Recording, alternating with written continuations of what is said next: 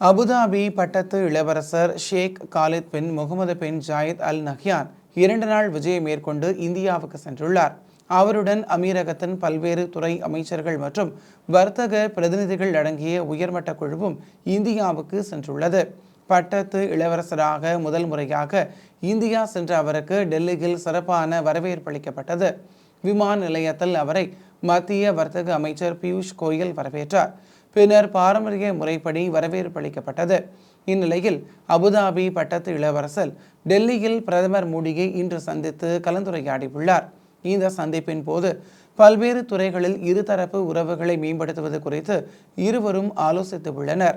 இந்நிலையில் ஜனாதிபதி திரௌபதி முர்முவையும் அபுதாபி பட்டத்து இளவரசர் சந்தித்து கலந்துரையாட உள்ளார். டெல்லியில் இன்றைய நிகழ்ச்சிகளை முடித்துக்கொண்டு நாளை மும்பை செல்லும் பட்டத்து இளவரசர் அங்கு இரு நாடுகளின் வர்த்தக பிரமுகர்கள் பங்கேற்கும் நிகழ்வில் கலந்து கொள்ள உள்ளார்.